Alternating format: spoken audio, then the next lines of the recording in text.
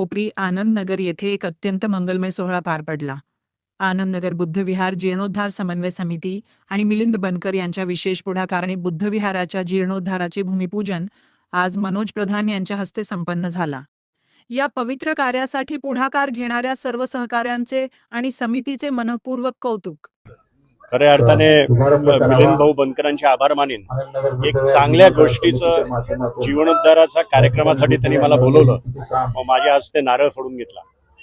एक मोठी गोष्ट आहे, गेले 70 वर्ष हा बुद्ध विहार चालू होता आणि कुठेतरी कमी पडत होता, आणखीन चांगला झाला पाहिजे या उद्दिष्टाने इतका सुंदर असा प्लॅन बनवलेला आहे आणि 30 लाख खर्च करून हा अप्रतिम असा बुद्ध विहार या ठिकाणी बनणार आहे। माझ्या मते ठाण्यातच नाही पण पुऱ्या महाराष्ट्रातला एक नंबरचं बुद्ध विहार जर मी प्लॅन बघितलं तर मला वाटतं हे होईल।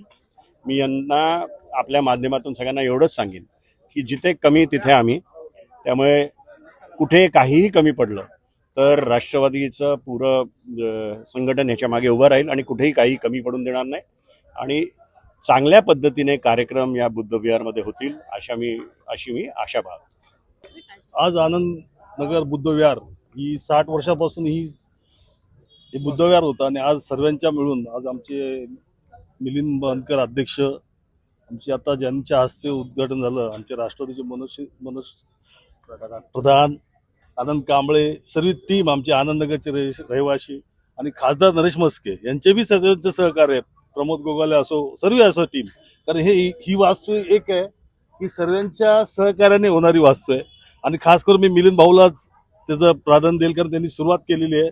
त्यासाठी आम्ही सर्व पक्षीय त्याच्यासाठी मदतीला उभे राहणार आहेत आणि आमच्या, कारण का ही वास्तू ही पूर्वीपासून आम्ही लहानपणापासून बघत आलोय की वास्तू एवढी जुनी आणि त्यांनी जो पुढाकार घेतला मिलिंद भाऊनी, त्याबद्दल मी त्यांचे सर्वांचे मनपूर्वक आभार मानतो।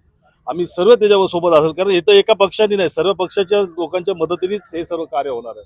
त्या आनंदनगर मधलं हे बुद्धविहार आहे, म्हणजे माझा जन्म होण्याच्या अगोदरपासून बुद्धविहार होतं। त्यानंतर त्याचा आम्ही 2 वेळा जीर्णोद्धार केलं। पहिलं जीर्णोद्धार केलं तेव्हा मी होतो, आता पुन्हा दुसरा जीर्णोद्धार करतो त्याचा मी आहे, त्याचं मी भाग्य समजतो। आणि हे आम्ही सगळे आमच्या गावातली जी लोक आहेत, म्हणजे इथे हे नाही, गावातला असणारा माणूस त्याचा प्रत्येकाचा या बुद्धविहारावरती अधिकार आहे आणि बुद्ध हे शांतीचं प्रतीक आहे।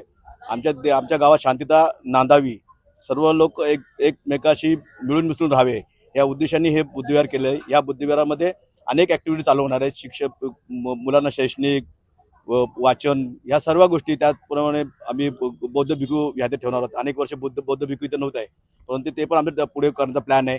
आम्ही आमचं बुद्धविहार हे ह्या आनंदनगरमधील प्रत्येक नागरिकाचं, इथे जात धर्म पंथ बिंत काहीच नाही, आणि हे बुद्धविहार आम्ही लवकरात लवकर पूर्ण करू।